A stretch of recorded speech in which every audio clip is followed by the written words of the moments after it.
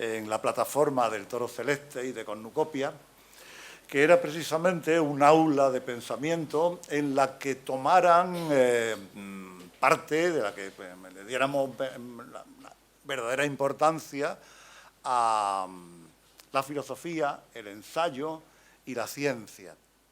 Yo había visto una deficiencia en Málaga en la medida en que cuando se hablaba de cultura se hablaba de poesía y se hablaba de pintura.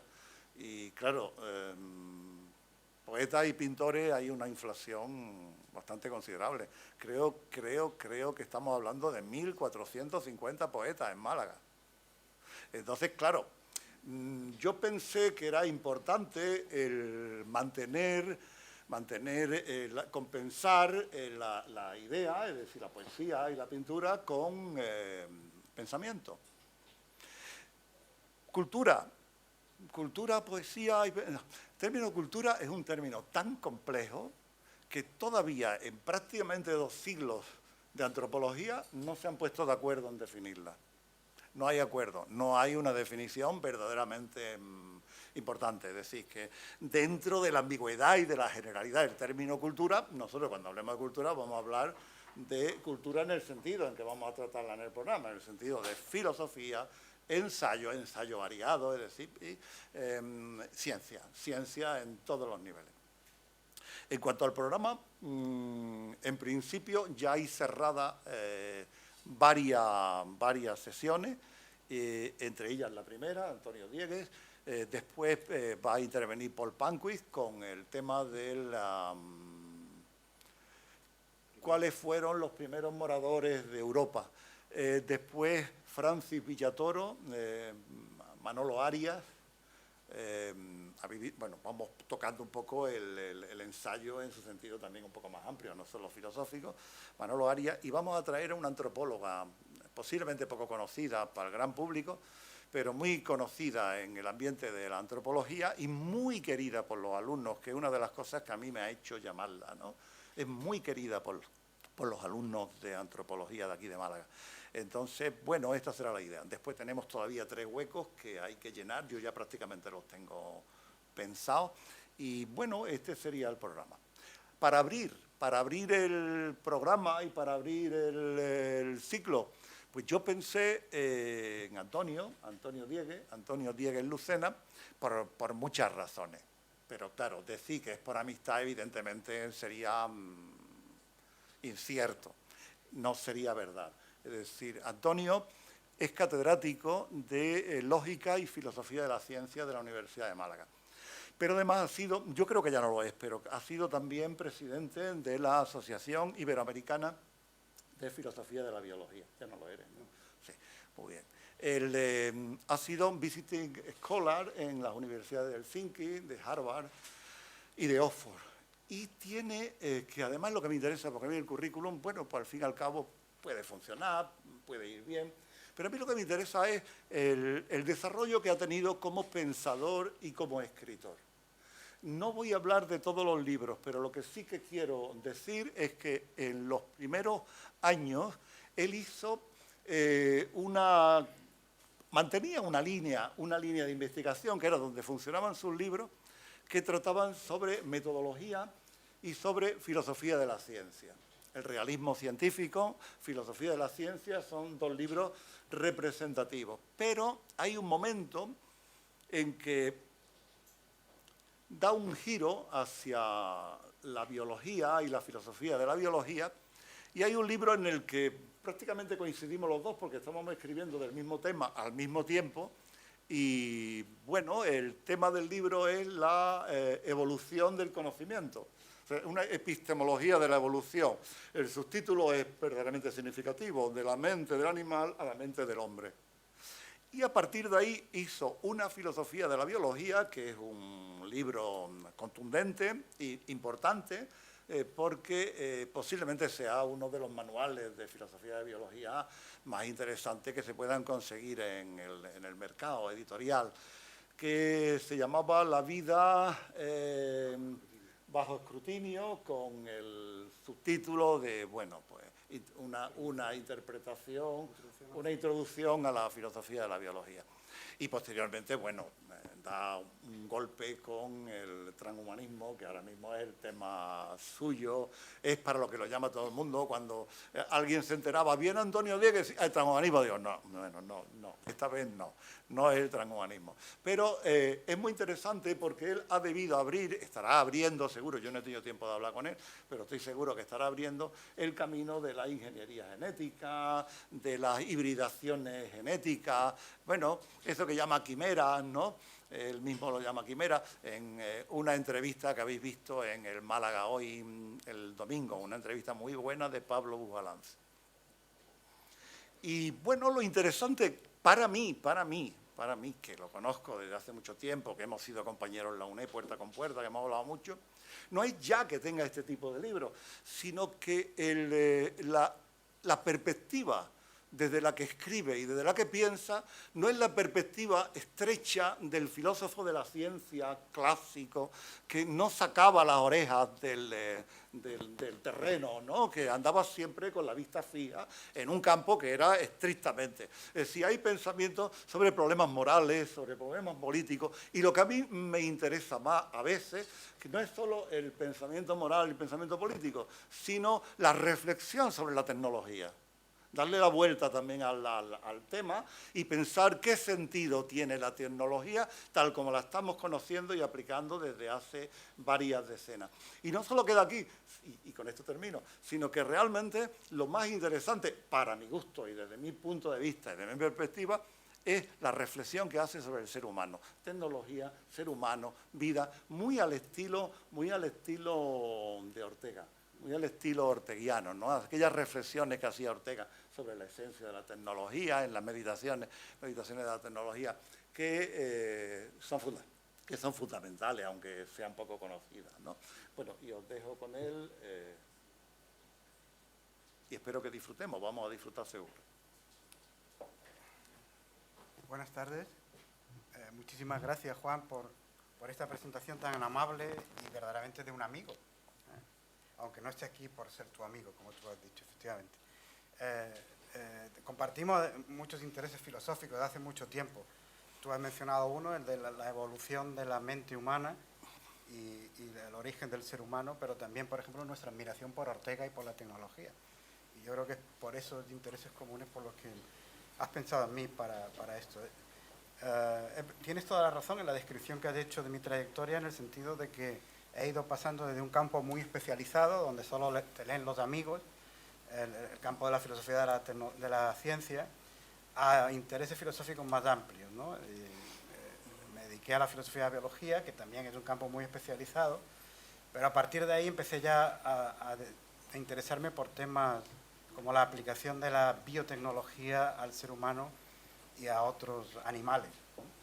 Y en eso es lo que estoy ahora. El libro que publiqué en el 2017, Transhumanismo, pues ha tenido un cierto éxito y efectivamente, como a los medios de comunicación también les interesa ahora mucho esto aquí en España, porque esto en el mundo anglosajón lleva más tiempo en boga, pues lo cierto es que me llaman de muchos sitios para hablar del transhumanismo, ¿no?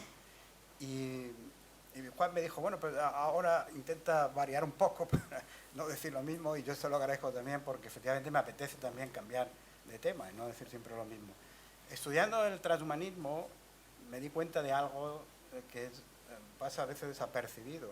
Todavía no tenemos ningún ser humano que haya sido biomejorado, es decir, al que se le haya aplicado la biotecnología para hacerlo un ser humano mejorado en algún aspecto. Bueno, realmente no es del todo cierto. Hace unos meses, en China, como probablemente saben, un científico, He Jiankui, permitió que nacieran dos gemelas a las que había manipulado genéticamente para que no contrajeran el SIDA. Eso fue un experimento realmente con seres humanos que fue condenado prácticamente de forma unánime por toda la comunidad científica, porque nadie sabe cuál va a ser el futuro de esas niñas y además no están inmunizadas contra el virus del SIDA, con lo cual el objetivo no se ha conseguido. Sería el primer caso que tenemos de un ser humano, de seres humanos biomejorados, aunque haya sido un intento fracasado. Pero esto ya ha abierto la puerta y por lo tanto los filósofos nos vemos también impelidos a reflexionar sobre esto, porque ya no es ética especulativa o ética ficción, ya son cosas que van a ocurrir en un tiempo más o menos breve. Pero la aplicación de la biotecnología a los animales se lleva produciendo desde hace tiempo, desde hace bastante tiempo. Y los filósofos no le han prestado demasiada atención al asunto. No digo ninguna, hay filósofos que sí lo han hecho, ¿no? Pero ha sido un tema menor. Y a mí me parece que es un tema fundamental porque ahí podemos ensayar algunas de las ideas y algunas de las reflexiones que luego nos pueden servir para ver qué va a ocurrir con el ser humano y qué cosas deberíamos admitir y qué otras cosas no deberíamos admitir, ¿no? Si hubiera que dar un nombre a esto, quizás se le podría llamar, en analogía con lo de transhumanismo, transanimalismo. Lo que pasa es que, claro, esto es un término un poco impropio, porque el transhumano es aquel que, debido a estas modificaciones, deja de ser humano para convertirse en un poshumano. Pero en el transanimalismo, el animal manipulado biotecnológicamente no deja de ser un animal. Por lo tanto, el término no tiene el mismo significado. Pero bueno, no hay otro término mejor. Podríamos llamarle biomejoramiento animal, o como el título que le he dado a la conferencia, la tecnificación del animal, ¿no? Si en el debate sobre la aplicación futura de la biotecnología al mejoramiento humano, las cuestiones éticas son todavía muy oscuras y no hay, desde luego, un consenso al respecto, pues en realidad, en el tema de los animales, los límites sobre lo que se debe hacer, sobre lo que se podrá hacer y lo que se debe hacer, son todavía menos claros y hay mucho más campo para tratar. Todas las técnicas de manipulación genética de animales se han desarrollado enormemente en las últimas décadas. El primer ratón transgénico se creó en 1974. Hay textos donde dicen 73, bueno, 73, 74. Por lo tanto, hace ya tiempo que tenemos animales transgénicos. Desde los años 80 en adelante, los ratones transgénicos han sido un elemento habitual en los laboratorios de todo el mundo para estudiar enfermedades. La investigación biomédica son fundamentales. Hay centenares de miles de ratones transgénicos en todo, y no solo ratones, también ovejas, también conejos, cerdos, etc. Es decir, animales manipulados genéticamente para desarrollar una cierta enfermedad y poder ser estudiados en el desarrollo de esa enfermedad para que luego se puedan obtener medicamentos de utilidad para el ser humano. Se estudia de esta manera el cáncer, la diabetes, deficiencias cardiovasculares, regulación del colesterol, etcétera, etcétera. También hay animales transgénicos desde hace tiempo resistentes a las enfermedades, capaces de, por ejemplo, lo que pretendía este científico chino, de que las niñas fueran resistentes al virus del SIDA. Hay animales transgénicos resistentes a ciertos virus, o para tener mayor masa muscular, por lo tanto producir mayor cantidad de carne, o por ejemplo, en el caso del ecocerdo, que luego se dejó de investigar sobre él, para que produjeran menos fósforo en los purines, es decir, para que los purines fueran menos contaminantes. Una utilización masiva de animales transgénicos es la que se produjo en 2015 y en años siguientes en Brasil. Se liberaron en torno a 25 millones de mosquitos transgénicos, mosquitos que habían sido manipulados genéticamente para que su descendencia tuviera una proteína que era letal, de manera que murieran casi todos los descendientes. Esto se hizo para controlar la plaga del dengue y la del Zika. Por lo que he leído recientemente, los resultados son mucho menos efectivos de lo que se esperaba. Y como siempre, la naturaleza y la evolución se abre paso, de manera que los mosquitos han encontrado modos de esquivar este cuello de botella al que los sometían los seres humanos con esta modificación genética.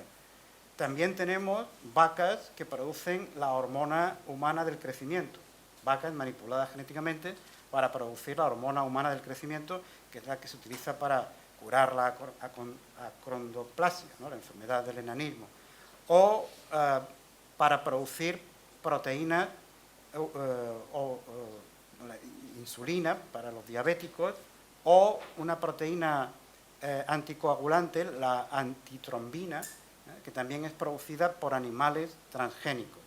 Hay vacas y cabras que producen leche similar a la leche humana, que producen ácidos grasos omega 3, etcétera. Incluso hay una cabra a la que se le han insertado genes de araña y produce seda de araña en la leche. Se puede obtener la seda a partir de su leche. En el mundo del arte, y también en el mundo de los medios de comunicación, fue muy sonado hace unos años estos conejos a los que se le había insertado el gen de una medusa que es fluorescente. Entonces, estos conejos, cuando eran iluminados con una cierta luz, luz azul, pues ellos fosforecían con el color verde. Esto se ha hecho ahora muy popular en Estados Unidos, por ejemplo, con peces transgénicos, glowfish, que tienen este mismo gen y son fluorescentes. Y los hay ya de diversos colores, los hay verdes, rojos, amarillos, etc. En cuanto al consumo de animales transgénicos para el consumo humano, no para producir alimentos, no para producir medicamentos, perdón, sino para producir carne, el único que está legalizado, hasta donde yo sé, es el salmón gigante, Aquadvantis. Ahí está en la foto la comparación entre este salmón y un salmón normal. Es un salmón manipulado genéticamente para que tenga un tamaño casi 2 veces o más el tamaño del salmón. Y este salmón es el único animal transgénico admitido para el consumo humano en Estados Unidos. Bueno, el uso de la ingeniería genética, gracias, por ejemplo, a la técnica de edición genética de CRISPR-Cas9, pues está permitiendo hacer cosas que eran impensables hace unos años. Y todo esto ha abierto la puerta al biomejoramiento animal, a intentar manipular a los animales para que sean mejores, entre comillas, para al menos el ser humano. Pero este término de biomejoramiento animal requeriría un poquito de precisión, porque claro, habría que ver qué es realmente un biomejoramiento para un animal, ¿no? Entonces, en la literatura al respecto solo me he encontrado a una autora que se ha atrevido a precisar esto un poco, que es Sarah Sham, en un artículo del 2009. Dice, un mejoramiento de un animal puede ser algo que, uno, produzca un incremento en alguna función natural o confiera una nueva función. Por ejemplo, animales que sean capaces de tener cualidades nuevas que no se dan en la naturaleza. Dos, que mejore algún aspecto del animal para propósitos humanos, pero produzca medicamentos o que tenga mayor producción de carne o de leche. Y tres, que permita al animal un cumplimiento mayor de sus propios intereses. Este es el punto clave, claro, porque lo que tenemos hasta ahora pues es sobre todo los animales manipulados para el punto 1 y para el punto 2, pero no para el punto 3. Y esto es algo que ya debería señalarse como criticable, porque cuando hablamos de biomejoramiento humano, estamos hablando de biomejoramiento porque el individuo afectado considera que lo que se va a hacer sobre él es mejor para él. No para nadie más, sino para él. En cambio, cuando se está hablando de biomejoramiento animal, normalmente se está hablando de manipular a los animales para beneficio de los seres humanos, pero no en beneficio de los intereses de los propios animales. Hay algunos autores para los cuales un mejoramiento animal que no fuese en interés del propio animal, sino en beneficio exclusivo del ser humano, no sería un auténtico mejoramiento. Por lo tanto, no tendríamos todavía biomejoramiento animal. Vamos a hablar ahora un poco sobre el futuro. Lo que he dicho hasta ahora son realidades. Esto lo tenemos ya en los laboratorios o en las granjas de todo el mundo. Pero yo creo que es interesante, al menos desde el punto de vista filosófico, es interesante especular sobre qué puede traernos del futuro con bases reales, ¿no? Es decir, no una especulación puramente imaginativa, sino tomando como base real lo que la ciencia permite hacer, ¿no? Por el momento. Una primera cosa que puede llegar, que ha llegado ya, lo ha mencionado Juan, es la ruptura de la barrera genética entre especies, y particularmente entre seres humanos y otros animales. La creación de híbridos o de quimeras. Un híbrido es el producto de la unión de la reproducción sexual entre dos especies. Por ejemplo, una mula es un híbrido porque es el resultado de la fecundación de un óvulo de una yegua por el semen de un asno, por ejemplo, ¿no? Una quimera es un animal cuyo cuerpo tiene células que proceden de un cigoto y células que proceden de otro cigoto. Es decir, se ha producido una fusión de cigotos y ese animal, en esa fusión, pues se ha desarrollado como un único individuo, pero lleva células con una dotación genética diferente, porque procede de dos. Hay casos naturales, se dan en la naturaleza. Hay una modelo famosa, no me acuerdo el nombre, pero hay una modelo por ahí, pueden verlo en internet, que es una quimera. Tiene diferentes, es probablemente el resultado de la fusión de dos gemelas en el vientre materno, lo que iban a ser dos niñas gemelas, pero que se fusionaron y solo nació el embrión resultante de esa fusión, y entonces tiene, por ejemplo, el color de la piel de un lado del cuerpo es diferente al del otro lado del cuerpo. O sea, esto se produce en la naturaleza, ¿no? Pero ahora se puede hacer con mucha facilidad, bueno, relativa facilidad, pero bastante más facilidad que hace unos años, en los laboratorios. Por el momento, las quimeras que se hacen tienen muy poco porcentaje de células humanas en su cuerpo. Por lo tanto, no despiertan excesiva animadversión ni excesiva reacción crítica. Bueno, la ha habido también, ahora veremos algún caso reciente. Claro, el problema está en qué ocurrirá a medida que se puedan ir incorporando un mayor porcentaje de células humanas a estos animales. Hay una frontera en la cual dejamos de estar ante un animal y estamos ya más cerca de un ser humano, pero de un ser subhumano, porque por otro lado tendría una parte del cuerpo que sería de origen animal. ¿Y dónde ponemos las fronteras morales de ahí? En fin, esto es un problema que habrá que plantearse tarde o temprano. Yendo a la realidad, pues sabemos, por ejemplo, que desde hace años se está trabajando en la creación de ovejas y cerdos transgénicos que tengan células humanas en su cuerpo, especialmente que sean capaces de desarrollar órganos humanos, porque así se podría facilitar enormemente los trasplantes. Un cerdo, por ejemplo, tiene un tamaño parecido a un ser humano, sus órganos son parecidos a los del ser humano, pero el trasplantar el hígado o el páncreas de un cerdo a un ser humano por el momento no es viable porque las diferencias bioquímicas son tan grandes que nuestro sistema inmunitario lo detecta como un cuerpo extraño y lo destruye. Pero ¿qué pasaría si pudiéramos hacer que un cerdo desarrollara un páncreas con ADN humano, compuesto únicamente por células humanas? El rechazo inmunitario sería mucho menor, mucho menor. Y además, ¿qué pasaría si pudiéramos hacer que ese cerdo desarrollara un páncreas con las células, con el ADN del señor al que se le va a trasplantar el páncreas? Pues tendríamos un páncreas que en principio pues no tendría ningún rechazo inmunitario.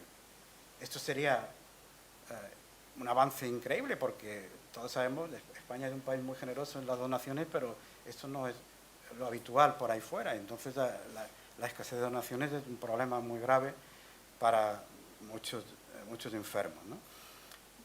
Bueno, en el 2016, Juan Carlos Ispizúa, que es un científico español que es pionero en este campo, trabaja en los Estados Unidos, pero también en colaboración con la Universidad Católica de Murcia, en el 2016 consiguió desarrollar hasta los 28 días embriones de células con células humanas. Todavía en un porcentaje pequeño, todavía el experimento, la eficiencia fue pequeña, pero fue un primer paso. Un primer paso hacia los xenotrasplantes. No es el primer caso de quimera animal-humano que se hubiera hecho. Por ejemplo, en el 2010 ya se había creado un ratón con células humanas en su hígado. El hígado de este ratón tenía un porcentaje relativamente notable de células humanas. Y en febrero de 2018, un grupo de científicos de Stanford anunció que habían conseguido desarrollar hasta los 28 días embriones de ovejas que llevaban un 0,01% de células humanas en todo el cuerpo. Como ven, estos organismos no se dejan desarrollar más allá de unos días. Por eso lo que hizo el científico chino está penado y prohibido por todos los países donde se ha legislado. Cuando se manipula genéticamente un embrión humano, no se puede dejar desarrollar ese embrión más allá de unos días y mucho menos implantarlo en un útero materno. Recientemente Ispizúa decía en unas declaraciones al país que se iba a China porque lo que quería hacer ya no le permitían, o no era tan fácil de hacer en Estados Unidos, que es crear quimeras entre humano y mono. Entre humano y mono. Desde finales de los 70 del siglo XX se han creado también híbridos citoplasmáticos. Esto es un tipo diferente de mezcla entre animal y humano. Un híbrido citoplasmático consiste en lo siguiente. Se toma un óvulo de un animal, se le quita el núcleo, todo el material genético al óvulo de ese animal y se le introduce el ADN de un ser humano tomado de una célula somática, por ejemplo, de una célula de la piel. Ese óvulo con el ADN de un ser humano se implanta en el útero de un animal, de donde provenga ese óvulo, y se deja desarrollar, ¿no? Estos embriones híbridos citoplasmáticos se desarrollan hasta los 14 días y luego se destruyen, ¿no? Ahí hay también problemas, porque claro, el ADN nuclear es humano, pero las mitocondrias que proceden del óvulo del animal tienen el ADN de ese animal. ¿Cómo encajaría o cómo se comportaría el ADN humano en células donde el ADN mitocondrial es animal? Pues no lo sabemos, no lo sabemos. Quizás mejor no saberlo, no sé. Bueno, hay también casos que son inquietantes, ¿no? Por lo que podrían significar. Por ejemplo, el científico de la Universidad de Stanford, Irving Weissman, se hizo famoso hace unos años, al principio del siglo XXI,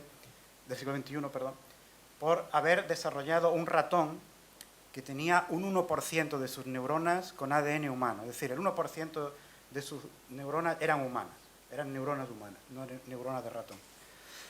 En 2005 pidió permiso a la universidad para crear un ratón con un cerebro compuesto exclusivamente por células humanas. Esto generó una enorme polémica y finalmente no se llevó a cabo. Tampoco quiero dramatizar el asunto. Yo supongo que un ratón con el cerebro compuesto por neuronas humanas no se ve a sí mismo como un ser humano, como un bajito con el cuerpo de ratón, ¿no? Será un ratón más inteligente, eso sí, probablemente. Pero aún así es inquietante, ¿no? Es inquietante pensar cómo serían los procesos mentales o la vida de este ratón. De hecho, algo similar, aunque no tan extremo, se ha hecho en el 2013 en la Universidad de Rochester. Hicieron un ratón que tenía un alto porcentaje de sus células gliales, no las neuronas, sino lo que podríamos decir las células que constituyen el soporte, el tejido de soporte de las neuronas, humanas. Eran células humanas, células gliales humanas. Sometieron a test de inteligencia a este ratón y era más inteligente que los ratones normales. Esto es lo que se conoce en la literatura como uplift, ¿no? Digamos, elevar hacia arriba, el empuje hacia arriba de los animales. Es decir, coger a un animal y aumentar su inteligencia. Introduciéndole, por ejemplo, neuronas humanas. Pero se puede hacer también el camino inverso. Sería concebible el camino inverso. Es decir, crear animales que tuvieran genes humanos para producir híbridos que fueran subhumanos. Hay una película interesante, no es que sea una gran película, pero es interesante, yo creo que merece la pena verse, que es Splice, de Vincenzo Natali, donde se refleja este caso, ¿no? Crean a un híbrido entre roedor y ser humano, una hembra, y al final, pues claro, hay sexo entre este organismo y el científico que lo hace, ¿no? Porque la tentación de este tipo de criaturas sería obviamente, por ejemplo, su uso como esclavos sexuales, ¿no? Por ejemplo, o para trabajos infrahumanos, ¿no? Como los beta o los gamma de la novela de Huxley, ¿no? En previsión de este tipo de cosas, pues algunos países ya han prohibido la creación de quimeras entre humanos y primates. Por eso Ispizúa se va a China. Por ejemplo, en Estados Unidos se prohíbe hibridar o mezclar genes de humanos y de chimpancés. La reflexión ética sobre todo esto está empezando, como quien dice, está empezando. Y es curioso que un artículo pionero que se escribió a raíz de lo del ratón con neuronas humanas, un artículo del 2003, el problema fundamental que señala es que no sabríamos qué estatus moral otorgarle a estas criaturas. ¿Tendrían dignidad humana o no? ¿Habría que tratarlos al mismo nivel moral que un ser humano o no? ¿Serían tratables solo como un animal? Y en ese caso, ¿por qué al animal no reconocemos también un cierto tipo de dignidad, por ejemplo? Como yo creo que debería hacerse, ¿no? A mí no me parece que esto sea la objeción más fuerte que cabría hacer, yo creo, ¿no? Yo creo que fue una de las primeras, pero el que cree inquietud a la hora de clasificarse desde un punto de vista moral, no creo que sea el obstáculo más fuerte desde el punto de vista ético, ¿no? Para esto, ¿no? Un segundo aspecto de lo que se podría hacer en el futuro sería la producción de animales de diseño. Bueno, los seres humanos vienen diseñando, entre comillas, animales desde el comienzo del Neolítico, ¿no? La mayor parte de los animales de granja que tenemos son ya diseños, hechos mediante cruces, ¿no? Mediante selección artificial, que es la que inspiró a Darwin, por cierto, la idea de la selección natural. Lo que se introduciría de nuevo aquí sería que con las técnicas de edición genética actuales podríamos conseguir resultados mucho más rápidos, sin esperar generación tras generación, y mucho más radicales, mucho más radicales. Un ejemplo es el que mencioné antes, el ecocerdo o EnviroPig que desarrollaron en la Universidad de Guelph hace unos años. Era un cerdo con un metabolismo diferente al cerdo normal, de manera que metabolizaba mucho mejor el fósforo, eliminaba menos fósforo en los purines, y por lo tanto los purines eran mucho menos contaminantes. Podían haber seguido con ese proyecto, pero no tuvieron financiación y lo dejaron en el 2012. Pero podemos pensar en animales manipulados genéticamente para que la carne supiera de una determinada manera, o para que tuvieran más carne, o para que consumieran menos. El ideal sería que hicieran la fotosíntesis. Por cierto, eso me recuerda que tenemos en España a un pionero de la ciencia ficción al que nadie menciona casi nunca, que es el hermano de Agustín de Foxá. El hermano de Agustín de Foxá es conocido, su famosa novela Madrid de corte a checa, ¿no? Uno de los mejores novelistas del franquismo, etc.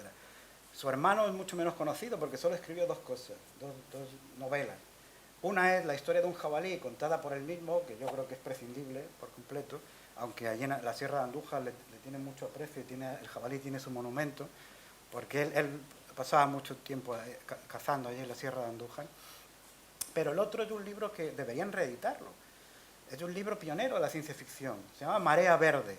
¿Por qué digo que es pionero? Porque es el primer libro en español, que yo sepa, donde la ciencia ficción ya no son viajes espaciales o guerras interestelares, sino que se trata de la ciencia ficción contemporánea, la del ciberpunk.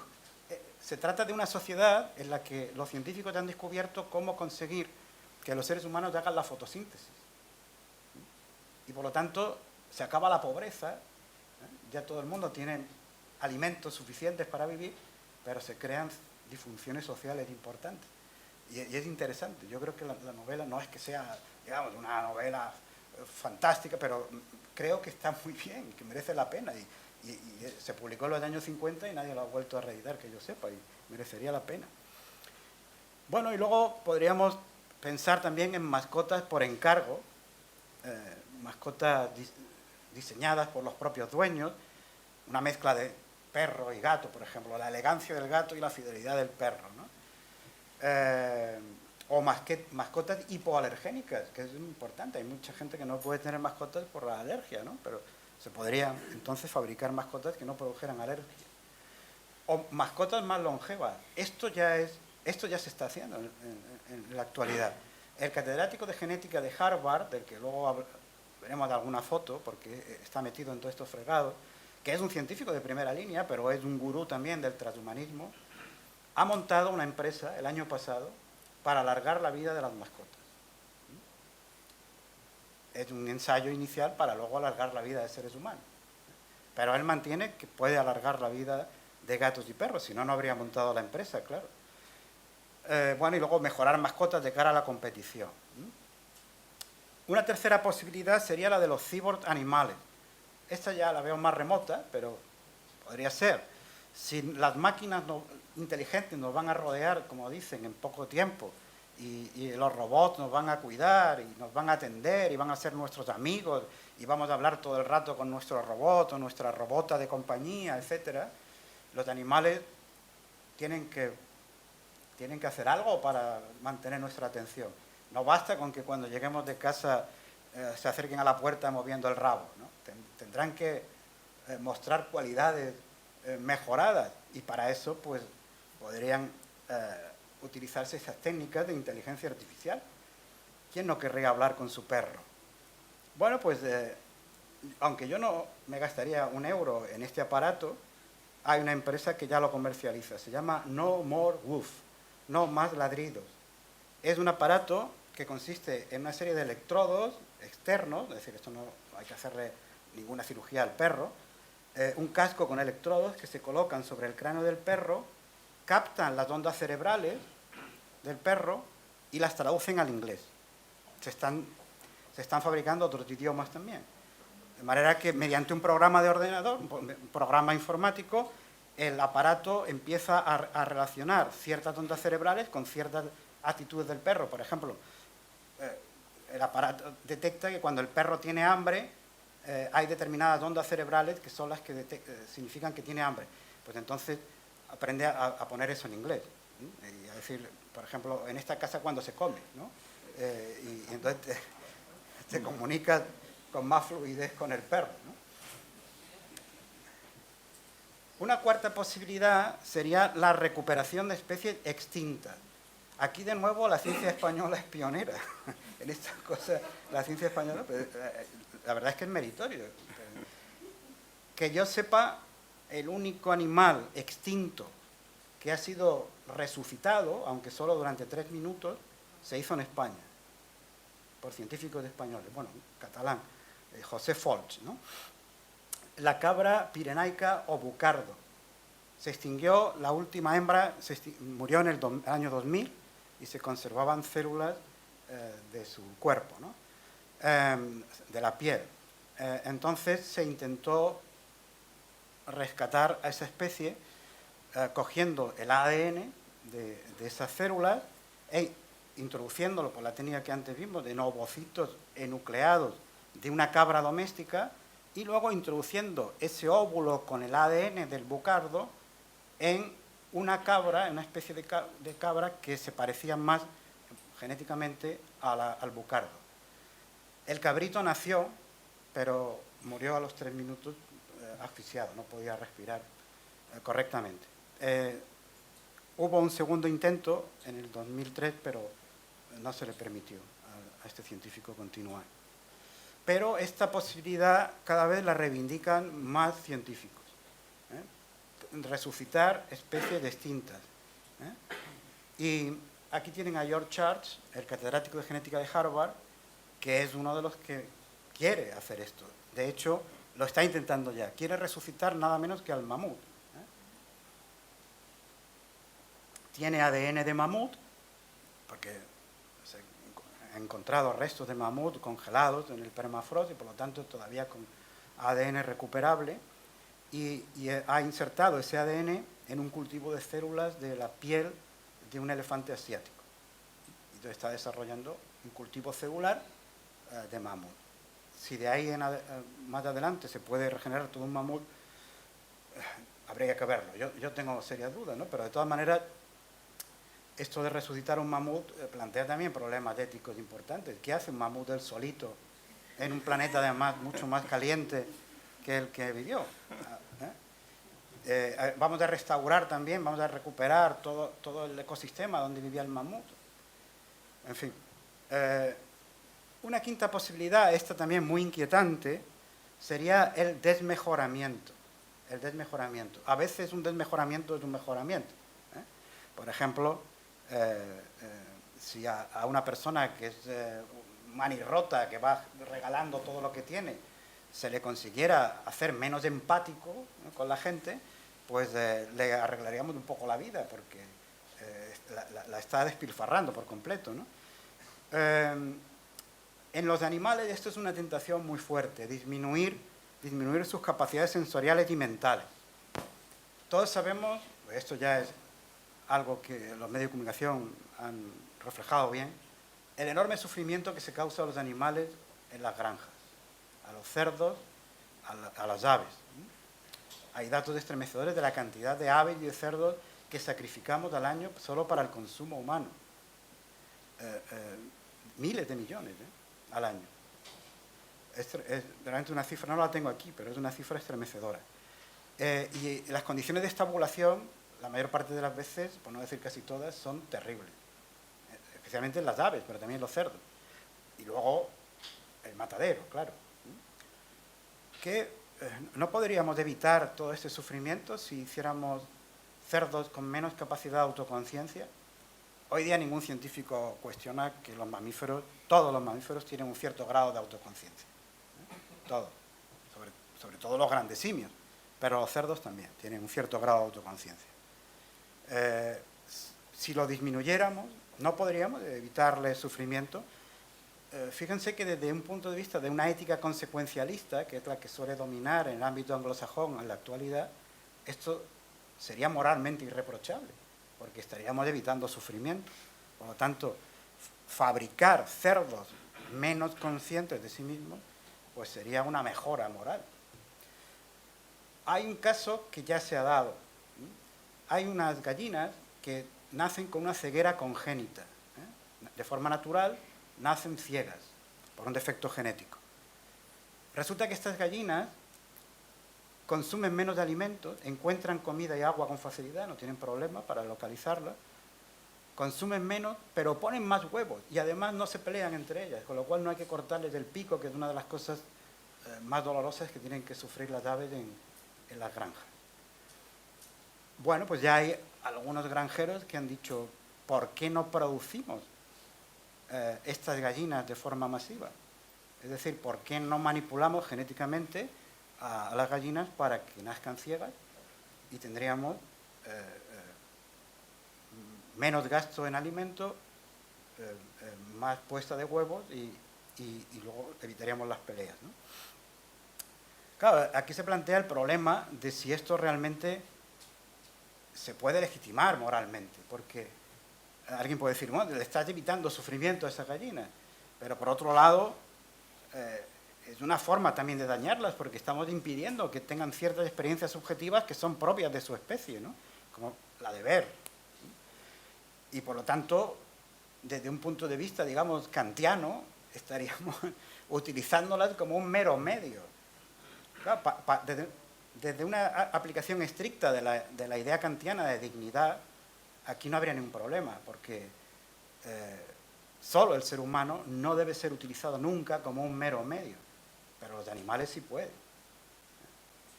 ¿Pero realmente vamos a aceptar esto hoy día? ¿Realmente no pasa nada por instrumentalizar de forma completa a los animales? Ahí dejo la pregunta, ¿no? Bueno, todo esto me llevó a una idea que, en fin, es de las pocas cosas medio originales que creo que se me ha ocurrido, porque no la he visto por ahí, ¿no? El término sí existe previamente, lo de síndrome de Galatea, por lo visto es algún tipo de trastorno que ya está catalogado, pero yo no me refiero a esto, ¿no? Me refiero a... Cuando se habla de la tecnología y el desarrollo espectacular de la tecnología en los últimos años, siempre se menciona a Frankenstein. Siempre se dice, bueno, la tecnología se ha convertido en Frankenstein, tenemos el síndrome de Frankenstein, porque ya no está bajo nuestro control. Si han leído la novela recordarán que hay un momento en que la criatura, que era mucho más sensible e inteligente que el doctor, le dice al doctor, tú eres mi creador, pero yo soy tu amo, así que obedece. Y algunos dicen, esto es lo que nos ha ocurrido ya con la tecnología. Nosotros hemos creado la tecnología, pero ya hemos perdido el control. La tecnología es ya nuestro amo y solo podemos obedecer. Y de ahí la mención constante a Frankenstein. A mí me parece que hay un peligro con esto de los animales y la tecnificación de los animales que no hemos percibido y que lo tenemos más delante de los ojos que esto. Y es lo que he llamado el síndrome de Galatea. El síndrome de Galatea por el mito de Pigmalión. El mito de Pigmalión, es decir, el escultor griego que esculpe una estatua tan bella que se enamora de ella y le pide a Afrodita que le dé vida y Afrodita se lo concede, ¿no? La estatua de Galatea. El peligro del síndrome de Galatea es que nos gusten tanto nuestras creaciones tecnológicas, nos gusten tanto estos animales modificados genéticamente, mejorados entre comillas, que no nos importe demasiado cuáles son los intereses de estos animales, que todavía instrumentalicemos aún más a los animales, que la sensibilidad para su experiencia vital y su modo de vida sea todavía menor de la que tenemos hoy día, ¿no? Y yo creo que ese es un peligro que conviene subrayar. Yo lo dejo aquí, y así podemos discutir sobre estas cuestiones. Muchas gracias.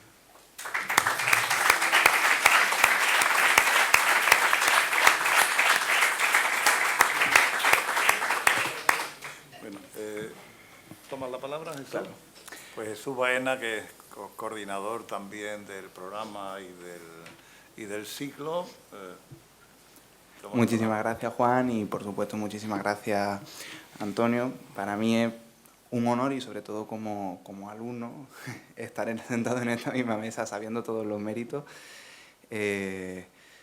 Lo mínimo que podría hacer sería sonrojarme un poco, por lo cual que nadie se extrañe si me ve más colorado de la cuenta. Bueno, creo que la primera pregunta sí que podría empezar también a colación del otro tema, naturalmente, que es el transhumanismo, ¿no? Y es que creo que la mayor parte de las personas, cuando escuchamos transhumanismo, o lo vemos desde fuera, o vemos sobre todo cuál es esa prensa sensacionalista al respecto, siempre pensamos que el debate o lo que se habla cuando uno trata el transhumanismo es qué tipo de humanos va a haber o cuáles van a ser esas modificaciones. Y sin embargo creo que, sobre todo la línea en la que tú trabajas, es precisamente cuál es la ética de esos cambios y no como tal los cambios que se van a producir. Y en este caso creo que en relación con los animales tendríamos exactamente el mismo problema.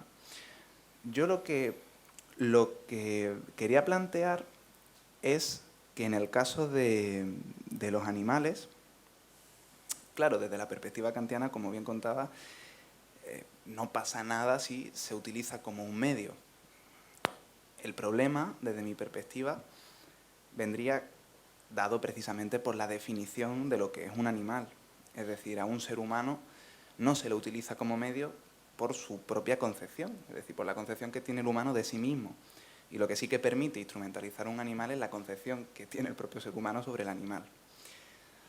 Pero, dadas las investigaciones recientes, que además aprendí precisamente contigo y luego también por mi cuenta, del desarrollo del desarrollo cognitivo que tienen no solo, en este caso, los mamíferos, sino muchísimos seres vivos, dada incluso la posibilidad de que los modelos de razonamiento que se desarrollen en el mundo no sean exactamente tendentes hacia los modelos cognitivos del ser humano, y dado que los límites en relación con qué hacemos con un ser humano que consideramos indigno y lo que hacemos con un animal cada vez se ve más difuso, ¿en qué condición tratarías al animal? ¿O qué definición quizás sería la más adecuada para darle a un animal, sobre todo en la actualidad? Es una pregunta muy buena y muy compleja. Heidegger decía que los animales es lo más difícil de ser pensado. Es muy difícil pensar al animal, muy difícil. Pero la pregunta me da pie a decir algo que tú has mencionado y que lo que estoy trabajando últimamente y que me está costando algunas discusiones porque me temo que no va a ser una idea muy popular, ¿no?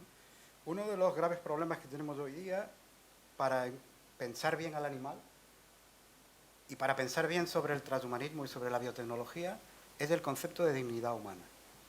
Es un obstáculo, no es una ayuda, es un obstáculo. Vamos a ver, el concepto de dignidad humana, en un significado parecido al actual, se puede encontrar en los estoicos, en Cicerón, en Pico de la Mirándola, en el Renacimiento, ¿verdad? Son los antecedentes que se suelen citar.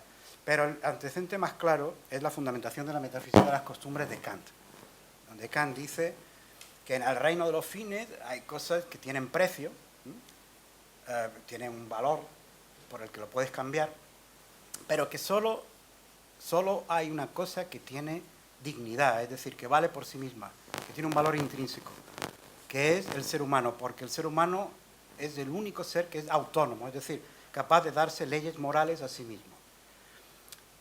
Obviamente Kant no dice que al animal le tratemos como queramos, ¿no? Pero ¿por qué no podemos ser cruel con un animal, según Kant?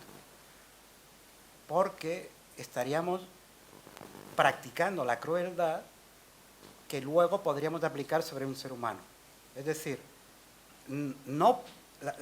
la maldad moral de ser cruel con un animal, según Kant, no está en el hecho mismo de maltratar al animal, sino en que con eso estás aprendiendo a maltratar, y eso lo podrás aplicar a un ser humano en otro momento. Para Kant, los animales no son fines en sí mismos y no habría problema de instrumentalizarlos. Y de hecho, lo instrumentalizamos completamente en la industria alimentaria y desde el punto de vista kantiano no habría problema. Por lo tanto, solo el ser humano tiene dignidad y los animales no tienen dignidad. ¿Y eso por qué? ¿Eso por qué? Si, como tú bien has dicho, todos los avances recientes en etología, en primatología, en psicología cognitiva, en paleoantropología, nos muestran la continuidad esencial entre seres humanos y animales. Cuando digo esto siempre hay alguien que dice, a ver, ningún animal ha compuesto una sinfonía. Bueno, casi ningún ser humano tampoco, ¿eh? Casi ningún ser humano tampoco. Pero ningún animal hace raíces cuadradas o cálculo infinitesimal. Bien, vale. Estamos de acuerdo, las diferencias son muy grandes. Las diferencias son muy grandes, pero lo interesante no son las diferencias obvias. Lo interesante son las similitudes que nos han pasado desapercibidas durante tanto tiempo. Los animales tienen un cierto grado de autoconciencia, dependiendo de qué tipo de animal, pero en el caso de los grandes simios, una autoconciencia evidente, clara, bien demostrada ya. Son capaces de razonar, realizan inferencias sin lenguaje, lo cual muestra que hay otro tópico filosófico que es falso, ese tópico que dice que sin lenguaje no hay pensamiento, falso. Los bebés piensan y los animales piensan, algunos animales al menos piensan y razonan, como los grandes simios. Por lo tanto, hay que repensar por completo el estatus moral del animal. Esa es la cuestión.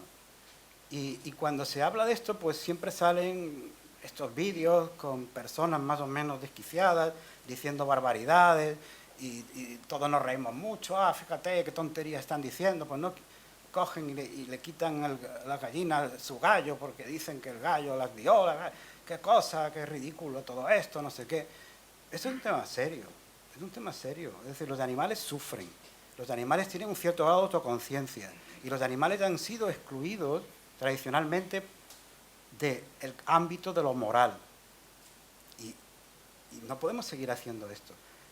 Eso no significa hacerse vegano, ¿eh? El padre de todas estas ideas es Peter Singer, bueno, uno de los padres, ¿no? Pero vamos, su libro Liberación Animal, digamos, del germen de todo el movimiento animalista de la actualidad. Y Peter Singer no es vegano, es vegetariano, pero no es vegano. Es decir, que hay ciertos animales que sí comen, peces, por ejemplo, y toma huevos y leche, etcétera, etcétera, ¿no? Reducir el consumo de carne, por otra parte, no nos vendría nada mal, porque este planeta no aguanta el consumo de vacuno que llevamos en los países ricos, ¿no? Así que, aunque solo fuera por eso, estaríamos haciendo un servicio al planeta. Es decir, que pensar al animal es una de las grandes tareas filosóficas del presente y de los próximos años. Y este tema del transhumanismo yo creo que lo pone en evidencia, porque si vamos a transformar al ser humano, y lo vamos a transformar, hay que pensar también qué transformaciones estamos haciendo con los animales y qué consideramos deseables para ellos también, ¿no? La biotecnología está poniendo ya un enorme poder en nuestras manos, un enorme poder, y las consecuencias conviene pensarlas porque pueden ser impredecibles, ¿no? No se trata de grandes cambios, de grandes modificaciones. Pensemos, por ejemplo, en la longevidad. Google creó hace unos años, en el 2013, una empresa, Calico, dedicada al estudio de la longevidad, del envejecimiento y la longevidad. Se están ensayando ya en seres humanos terapias senolíticas y otro tipo de medicamentos. El otro día con el doctor Federico Soriger, aquí presente, lo comentábamos en un simposio. Un cóctel de 3 medicamentos, uno muy común, la metformina, otro relativamente común, la hormona del crecimiento, y un tercero impronunciable, yo no sé si Federico es capaz de reproducir el nombre. No. Pues con esos 3 medicamentos, 9 pacientes tratados durante un año, solo un año, rejuvenecieron sus marcadores epigenéticos en 2 años y medio. Rejuvenecieron 2 años y medio. Si aumentamos la longevidad de la población humana hasta que todos vivamos 100, 120 años, se crean graves problemas sociales, ¿no? Y a mí me interesan más los problemas sociales que los problemas éticos, ¿no? Tú antes mencionabas que me interesa mucho los problemas éticos en torno a todo esto, y es verdad, pero me interesan más los problemas políticos y sociales detrás de todo esto. A colación, voy a hacer yo una pregunta, si no importa, y ahora, porque creo que viene justo al tema. Claro, la modificación genética también, a lo largo de todo lo que has estado contando, por lo menos una de las ideas que a lo mejor puede permear y que además permea en prensa o también en la literatura académica, es el desconocimiento. Es decir, no tenemos un conocimiento total ni de las ediciones genéticas ni de las consecuencias que eso puede traer. Bien, ese precisamente es uno de los grandes problemas que se plantean en relación con todo lo transgénico. Pero también es otro problema que va surgiendo en la propia especie humana, ¿no? Puede ser, por ejemplo, el caso del mosquito, pero no hace mucho leí que en Reino Unido ya se había dado un caso de un paciente que sufría de gonorrea y que esa cepa ya no era tratable. La pregunta entonces, precisamente por el tema de los problemas sociales y políticos, es dónde poner el límite de la mejora si, aunque tuviéramos conocimiento de las consecuencias que puede tener una edición genética, no sabemos, por ejemplo, si, como mencionaste con la naturaleza, si esa naturaleza va a sobreponerse, si finalmente, por avanzar rápido, al final vamos a toparnos precisamente con una frontera que no conozcamos. Porque sí que podemos solucionar todo lo que nosotros hemos visto respecto al pasado, pero no sabemos con qué nos vamos a encontrar en el futuro y quizá esa edición genética puede ser un limitante. Entonces, ¿iría por ahí? Mira, ahora mismo en las legislaciones que hay hechas sobre esto en diversos países hay 2 criterios que marcan límites. Uno es la distinción entre terapia y mejora.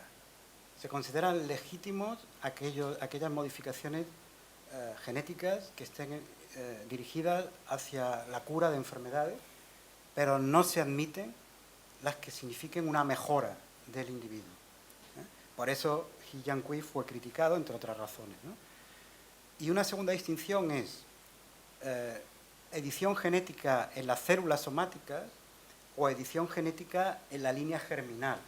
Es decir, una cosa es modificar los genes de un órgano, de las células de un órgano tuyo porque están mal, y hay que sustituir esos genes, esos alelos defectuosos por alelos normales para que el órgano, el tejido, lo que sea, funcione adecuadamente, y ahí no hay ningún problema moral. Y otra cosa es modificar genéticamente la dotación genética de óvulos y espermatozoides, o de un embrión de pocos días, porque de esas células luego van a salir sus óvulos o sus espermatozoides. Y eso está prohibido tocarlo en cualquier país, la línea germinal, porque cualquier modificación hecha ahí pasará a toda la descendencia. Y por lo tanto, si la modificación es peligrosa o es perjudicial, todos los descendientes de esta persona la van a tener. Ya hay dos comités de bioética. Bueno, la distinción entre lo terapéutico y lo mejorativo es borrosa, es discutible. Y en mi opinión no marca una frontera moral. Hay cosas que no se sabe bien si son mejoras o son terapias, ¿no? Y por otro lado, se pueden concebir mejoras que éticamente no serían reprobables, creo yo. Por ejemplo, imaginen que pudiéramos modificar los genes de una persona de manera que tuviera los cartílagos mucho más resistentes a lo largo de toda su vida. No tendría artrosis en la vejez. Bueno, ¿qué problema moral habría en eso? Eso no es terapia, eso es mejora. Pero por otro lado, esta distinción entre la línea germinal y la línea somática, pues también es susceptible de discusión. Ya hay dos comités de bioética internacionales, uno el Comité de Bioética alemán y otro el Comité de Bioética de Nuffield, que es un comité de bioética privado británico, que han dejado abierta la posibilidad en el futuro, cuando estas tecnologías se puedan hacer de forma segura, conociendo todos los riesgos, y eso es lo que está por ver si se consigue, luego a corto plazo no. Pero si alguna vez tenemos un uso seguro de estas tecnologías, estos comités de bioética dicen que mientras se garantice la justicia social y no se perjudique a nadie, no hay razón ética para impedir que incluso se tocara la línea germinal. Pensemos, por ejemplo, en una familia que los dos padres tienen un defecto genético que produce una enfermedad relativamente grave, lo que pasa es que ellos lo tienen en heterocigosis y no la sufren de manera muy grave, pero el bebé que les van a hacer lo va a tener en homocigosis y va a ser probablemente causa de su muerte. Y lo han detectado en el embrión, que tiene todavía muy pocos días. ¿Habría algún problema moral grave si se puede hacer de forma segura en modificar esos alelos en ese embrión, aunque estemos modificando también con ello la línea germinal? Yo no veo graves problemas morales en eso. Por lo tanto, para mí esa barrera entre lo somático y lo germinal tampoco es una barrera moral absoluta. Y en el futuro, pues yo creo que se cambiará la legislación, pero tendrá que pasar mucho tiempo y tendrá que haber una conciencia social muy clara en favor de esto, porque ahora cualquier tipo de aplicación de esas técnicas despierta muchísimos recelos, muchísimos, ¿no? Entonces...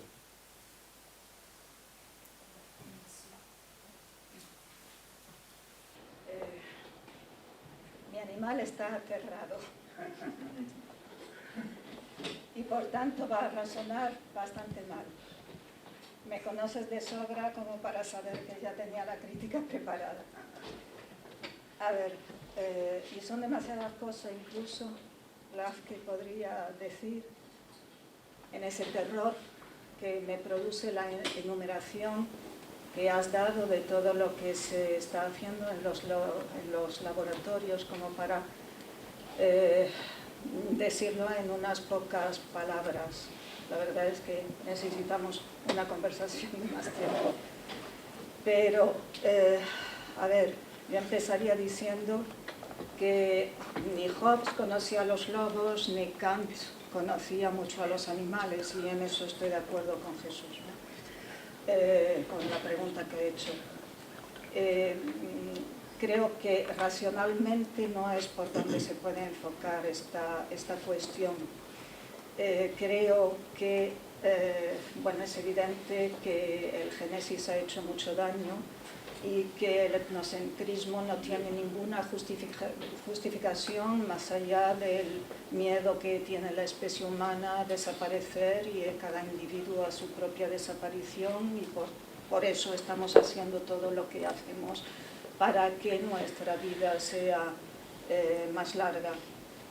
Creo también que no es decir, todas estas palabras que has introducido de inferioridad, que significa la inferioridad del animal para con el ser humano, no lo veo racionalmente legítimo, porque a mí no me parece que el ser humano sea mejor que cualquier otra especie, salvo en la crueldad de la que es capaz. Entonces, si su mejora va a ser en cuestión de la capacidad de destruir el ecosistema, pues la verdad, no me parece que eso sería ninguna mejora.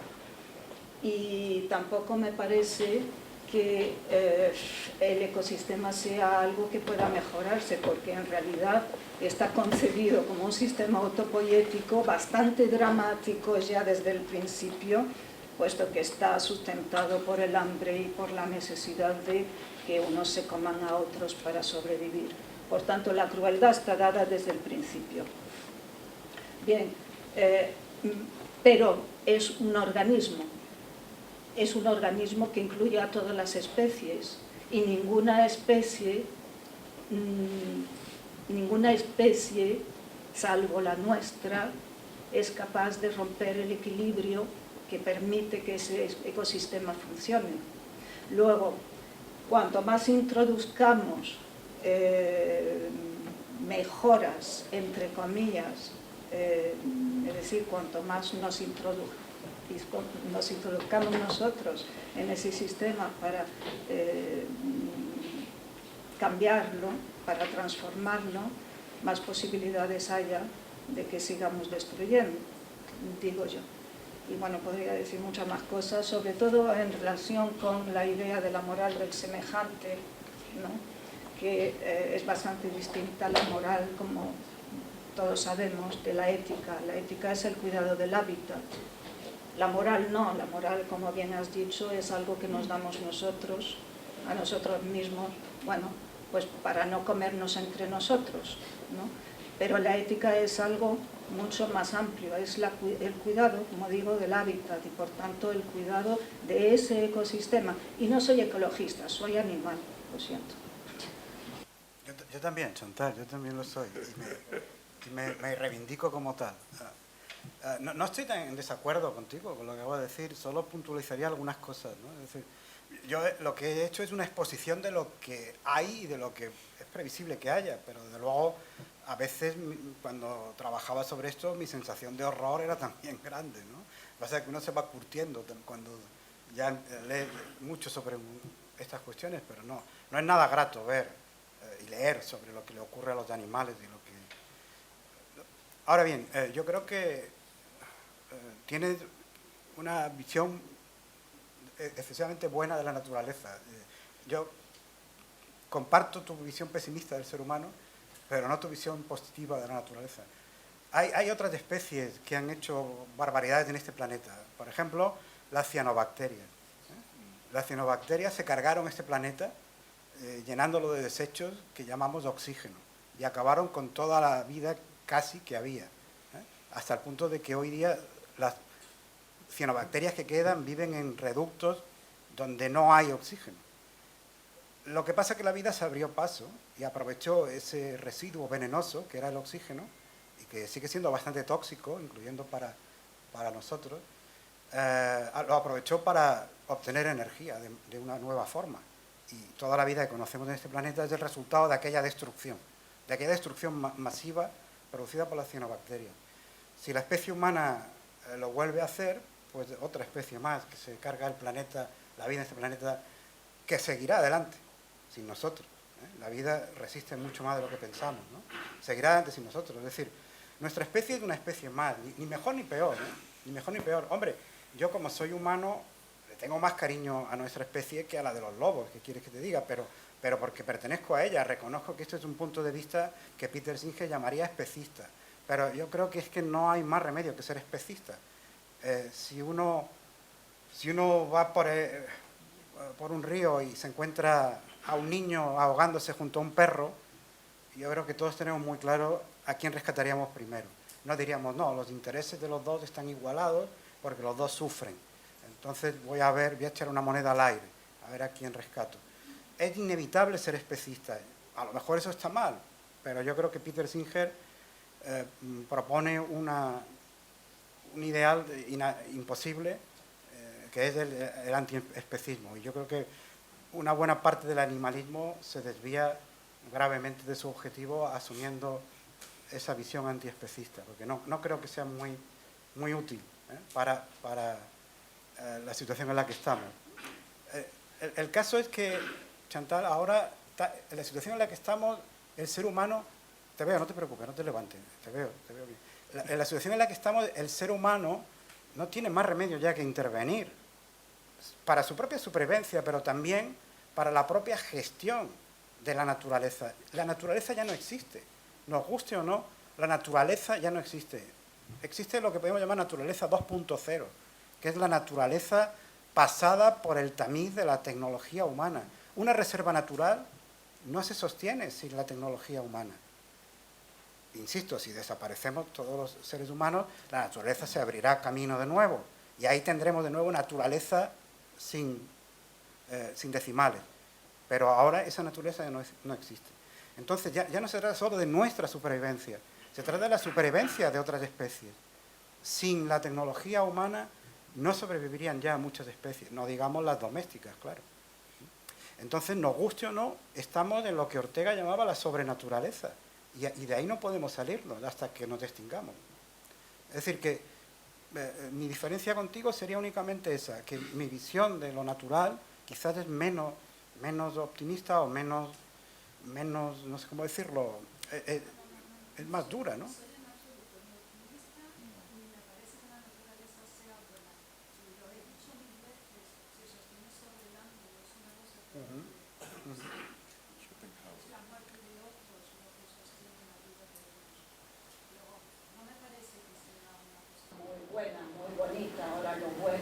Lo bueno también es una cualidad moral, o sea, que es lo bueno, que es lo malo, realmente. No es ni bueno ni malo, es lo que hay.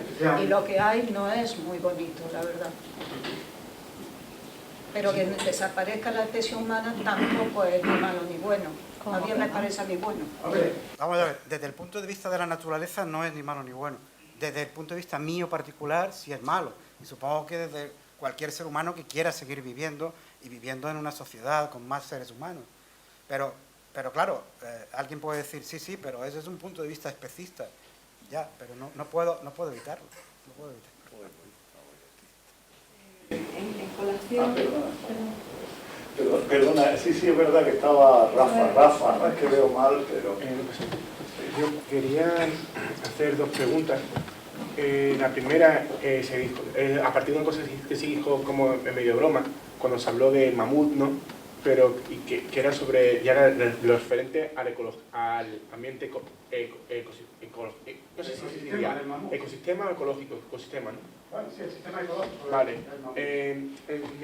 La primera pregunta de las dos iría en cuestión de este punto, en el sentido de que hace poco salió ya este boom, ¿no? De que no sé si en 50 años los pueblos se iban a fastidiar bastante ya, y toda la movida ecologista sobre la preocupación sobre la tierra y demás. Entonces, de las dos preguntas, la primera sería, todo esto, por ejemplo, trastoques, lo referente a la genética y demás, ¿podrían quizá orientarse también en lo referente a poder reparar el ecosistema, al igual que se ha comentado, por ejemplo, que se ha ido como a reparar o rejuvenecer ciertas cosas de la genética de los humanos?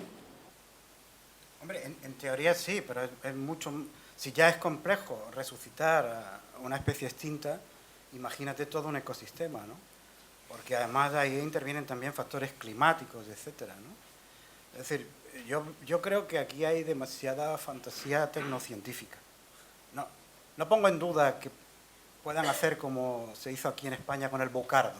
Es decir, que puedan conseguir que una elefanta asiática, porque por lo visto el elefante africano está evolutivamente más lejos del mamut, el más cercano evolutivamente sería el asiático, no dudo de que en el futuro consigan que una elefanta asiática dé a luz un mamut con parte de los genes del mamut y parte de los genes del elefante asiático.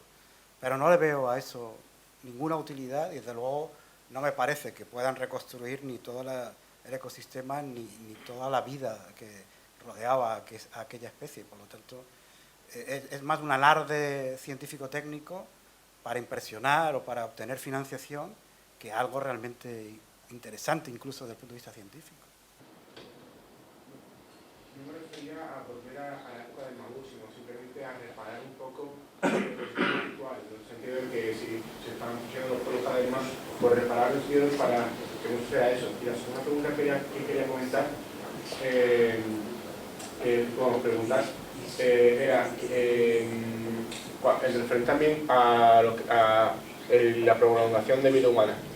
¿Cree que quizá en futuro podría pasar que esto ya, por ejemplo, sucede en la ficción nuevamente, en la literatura de ficción, con Robert Chambers, el Rey Amarillo, que en uno de sus cuentos comentaba en un futuro un poquito distópico, pues que se creaban las cámaras de suicidio. ¿Qué eran esto? Dice, pues en tanto que los seres humanos protegidos vivían ya mucho, pues para aquellos que no querían vivir tanto, pues tuviera la cámara de suicidio. ¿Usted cree quizá, si por ejemplo se diese el caso de que de alargar aún más la vida humana, pudiera suceder este tipo de cosas? Contesto entonces ahora a dos preguntas. Ahora que entiendo la primera que hacía. Hay una rama de la biología, de la biotecnología, que es la biología sintética, que comenzó con el siglo XXI, y entre sus objetivos fundamentales está lo que ellos llaman la bioremediación, es decir, la manipulación de organismos para reparar los daños causados en el medio ambiente. Ellos creen que pueden conseguir bacterias, por ejemplo, que destruyan el plástico, que consuman petróleo, por lo tanto puedan degradar los vertidos de petróleo, petroleros, e incluso puedan atrapar carbono, por lo tanto retirar CO2, ¿no?, de la atmósfera. Eso dicen ellos, ¿no? Y es verdad que han conseguido cosas muy notables, han conseguido manipular bacterias para producir bioetanol, han conseguido manipular bacterias para producir artemisina, mejor dicho, ácido artemisínico, que es un precursor químico de la artemisina que se utiliza para curar la malaria. Es decir, están consiguiendo manipular bacterias en los laboratorios, manipularlas genéticamente para que hagan cosas sorprendentes. E incluso este año ha habido una noticia realmente sorprendente. Se han creado en el laboratorio 4 nucleótidos artificiales. O sea que además de la adenina, guanina, citosina y timina, tenemos ahora 4 nuevos capaces de conformar un ADN con 8 nucleótidos y por lo tanto producir vida casi extraterrestre, completamente desconocida en la Tierra. Eso abre posibilidades enormes, ¿no? Habrá que estar a la expectativa. Pero yo creo que tampoco hay que dejarse llevar por el tecno-optimismo aquí, por las fantasías tecnológicas. Es decir, es preferible no destruir este planeta a confiar en que vamos a poder repararlo tecnológicamente cuando ya esté casi destruido, ¿no? Hay que ser muy prudente en esto y dejarlo todo a la última carta de la tecnología me parece suicida. Y luego, con respecto a la otra pregunta que haces, ¿qué pasaría si alargáramos la vida del ser humano? Pues se producirían problemas sociales graves, claro. Para empezar, uno obvio sería la superpoblación. La superpoblación. Los transhumanistas dicen, no hay que preocuparse porque el índice de natalidad está disminuyendo en todas partes, incluso ya en África y en Oriente Medio. Si el problema que vamos a tener, dicen algunos, no va a ser la superpoblación, sino que no van a hacer nadie. Por lo tanto, ¿qué más da que vivamos 1000 años?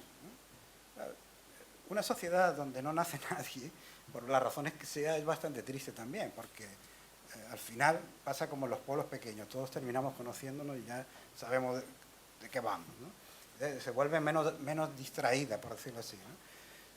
Y la mente además va envejeciendo. El cuerpo a lo mejor no, pues si lo conseguimos con la tecnología, pero la mente sí. Pero bueno, una de las propuestas que hacen ellos también es parecida a la que tú señalas. Se podría, si hay que dejar sitio para nuevos nacimientos, se podría incentivar el suicidio. El que quiera irse tiene los 2 últimos años todo pagado, por ejemplo. Lo dicen en serio. Lo dicen en serio, ¿eh?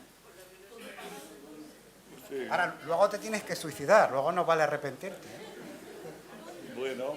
Retomo un poquito el tema que se había hablado anteriormente, porque creo que hay una parte del discurso de ella que me ha gustado mucho, porque a mí también me chocó, que creo que no, o por lo menos voy a intentar canalizarlo de otra manera, que era el tema concretamente de la dignidad.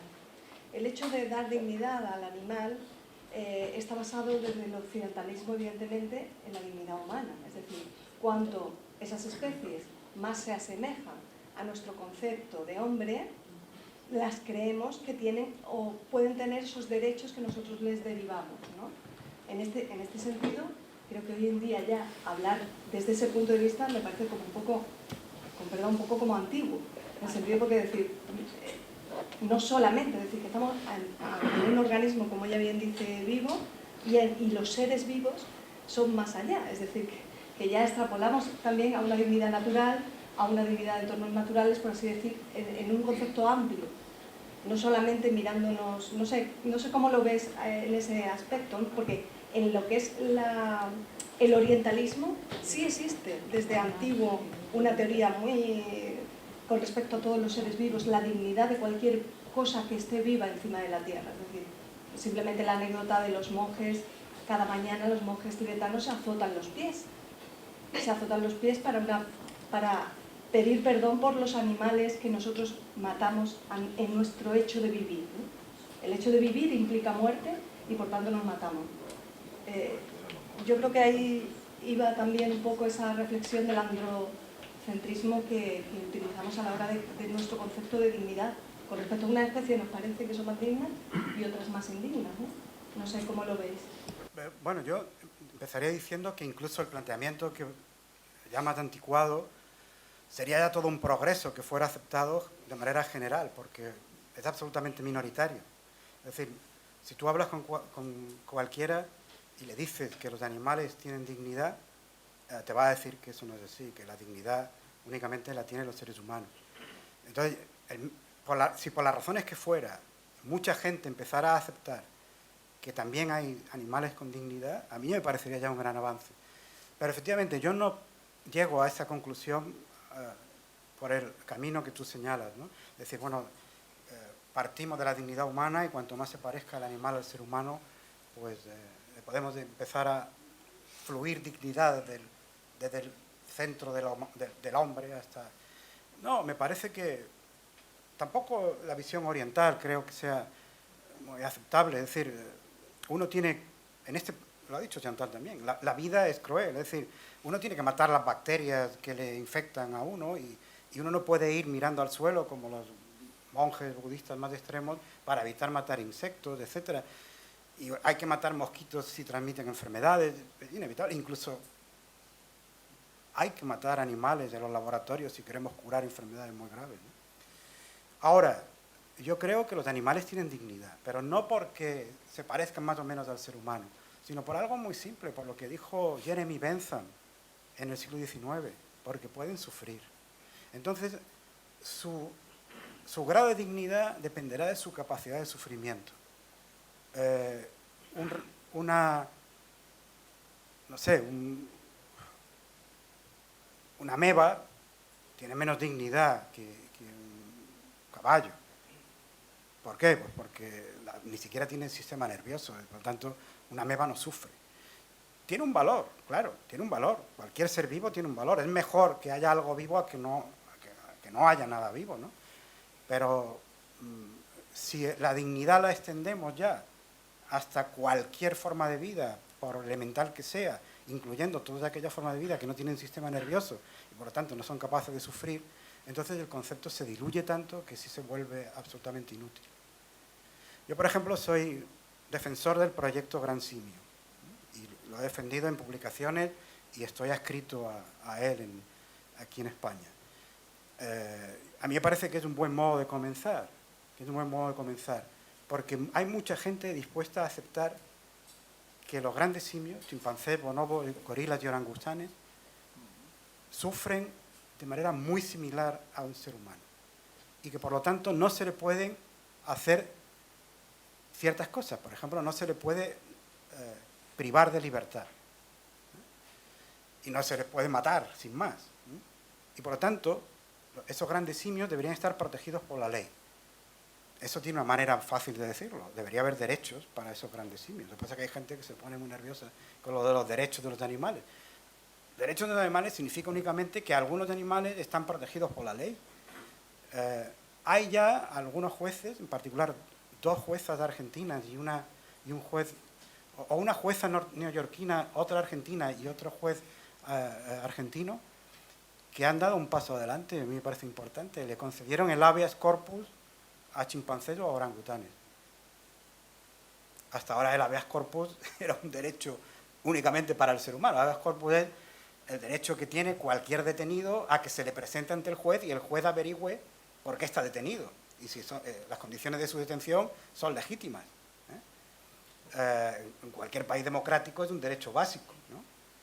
Bueno, pues una jueza argentina fue la primera, ante las condiciones en las que estaba una orangutana en un zoológico en Argentina, exigió el habeas corpus para esta orangutana.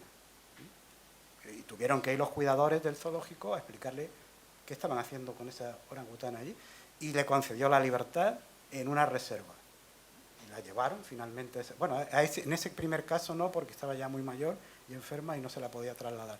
Pero en otro caso posterior sí, ¿no? A mí esto ya me parece un avance.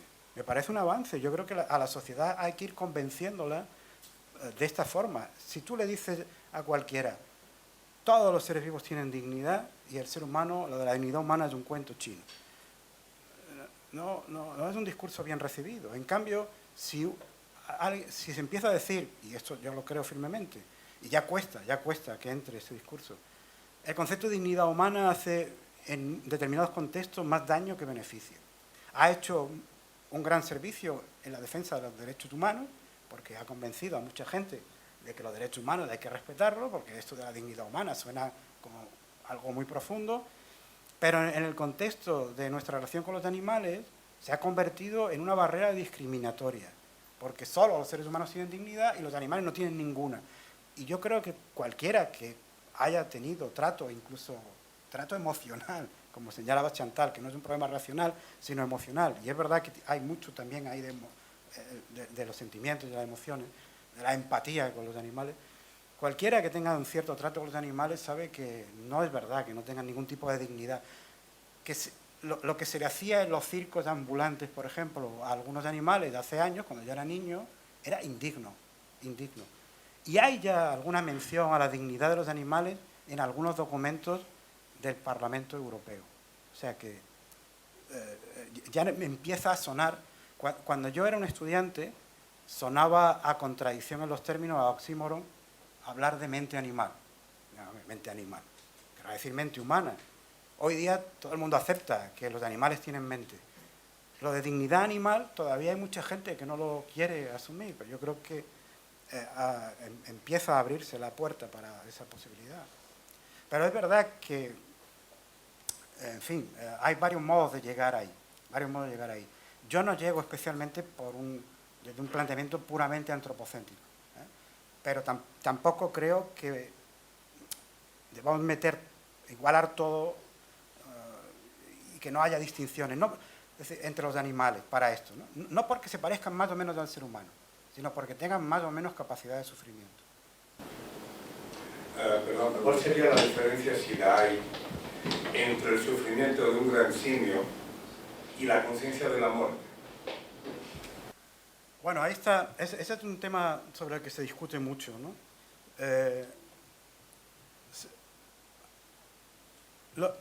Una de las diferencias del ser humano con otras especies, incluyendo los grandes simios, es que por lo que sabemos hasta ahora, solo el ser humano puede imaginarse su futuro lejano.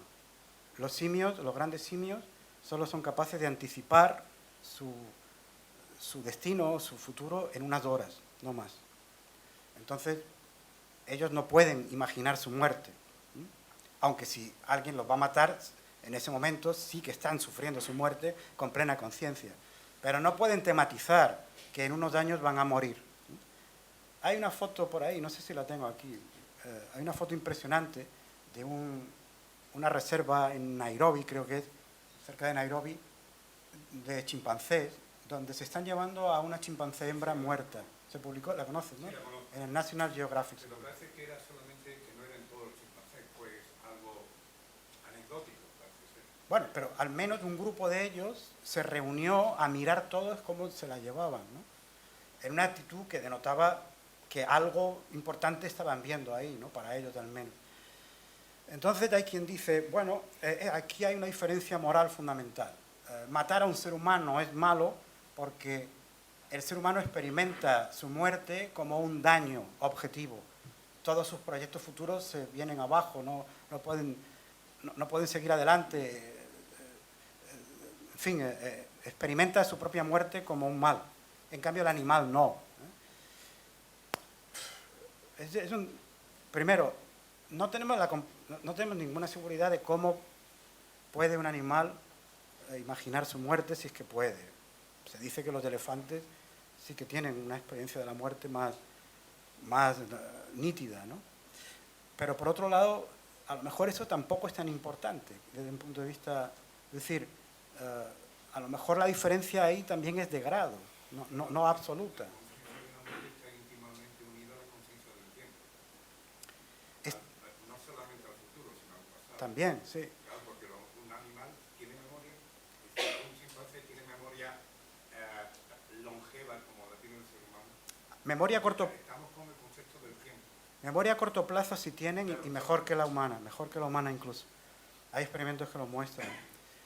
Memoria a largo plazo, ya yo creo que sobre eso no hay respuestas, que yo sepa no hay respuestas claras.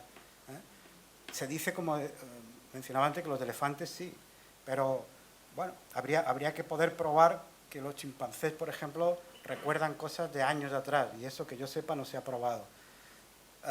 Una de las diferencias, como decía, entre los seres humanos y cualquier otro animal es la capacidad de viajar mentalmente en el tiempo. Esa capacidad el ser humano la puede llevar hacia atrás hasta su infancia y la puede llevar hacia adelante, imaginarse a sí mismo 10 años en adelante o más incluso, ¿no? En cambio, por lo que sabemos, los animales no pueden hacer, los grandes simios no pueden hacer esto más allá de unas horas en el pasado, unas horas en el futuro. Eso marca una diferencia en el modo en que se sitúan, claro, en el mundo y en su relación con la muerte, eso es obvio. Porque la dignidad siempre es algo que el ser, o sea, ahí hay que ser necesariamente, ineludiblemente androcéntrico, porque el concepto de dignidad es un concepto que se otorga, y lo otorga el ser humano. Un animal no otorga dignidad. No, claro. Se le da, no es lo mismo, es la diferencia. Igual que los derechos. Claro, Igual que los derechos. Los derechos solo los conceden los seres humanos. Un animal no se concede a sí mismo derechos, obviamente. No existe el derecho natural. Es un problema, sí, en eso estoy de acuerdo. Claro. Es por lo tanto un problema de qué hacemos los seres humanos, efectivamente. Pero lo que me parece claro es que el animal se ha convertido ya en un problema moral para el ser humano, que no podemos seguir dejándolo al margen de la moralidad. Lo cual habla de que el ser humano está progresando. Sí, yo creo que sí. Claro, siempre, no sé por qué, siempre tenemos una tendencia apocalíptica. Y ese progreso siempre es la destrucción, pero a veces no nos damos cuenta del progreso en la evolución hacia la mejora, ineludiblemente el ser humano está teniendo. Yo creo que hay progreso moral. Claro. Hay progreso moral, sí. Y esto es uno de los síntomas. Es que, perdón, tenemos que cerrar porque es que no cierran el... O sea, que no, perdonadme antes de iros, sí, hacemos por lo menos, claro, Federico, breves porque es que nos cierran, nos quedamos encerrados en el conservatorio. Federico, perdona. Nosotros, digamos, el ser humano tiene una larga historia, no empezó con la historia de la ciencia, hace al menos 10.000, que tengamos conciencia reflexiva y seguramente 200.000 años. Pero yo como ciudadano del siglo XXI estoy abrumado bajo el peso de la gigantesca responsabilidad que tenemos en este momento. No sé si el resto de la historia de la humanidad le ha pasado lo mismo, pero si no estamos en otra era, desde luego. No sé si dramatizamos, ¿no? Pero lo que quiero decir es que la historia de la ciencia, al menos desde Galton, pues se divide entre Nacho Nucha, entre biologicistas y creacionistas, ¿no? Y han vivido enfrentados incluso con consecuencias de guerras a muerte. El régimen nazista fue la consecuencia de un biologicismo radical, igual que el régimen de la URSS fue la consecuencia de un sociologismo radical, ¿no? Y en este momento, a mí lo que me preocupa es que después de un largo armisticio hay una vuelta a un biologicismo radical. Este panorama que tú has expuesto, Antonio, es estremecedor. Por otro lado, para gente que no tenemos respuestas, no es más que el resultado de un biologicismo radical. Es la muerte del humanismo tal como lo hemos entendido, con una apuesta hacia un transhumanismo biologicista, ¿no? Y yo realmente creo que esto antes los biologicistas conservadores lo hubieran identificado con el famoso plano inclinado, ¿no? En el que el primer paso daba lugar a una catástrofe y que los progresistas, que queríamos que éramos progresistas, criticábamos tan duramente. Yo ahora me siento conservador, tal como aquellos conservadores biologicistas aquí. Muy rápido. Tienes toda la razón en que la responsabilidad que tenemos ahora sobre nuestros hombros es enorme. Mi amigo Jorge Rickman, poeta y ecologista, llama a nuestra época el siglo de la gran prueba.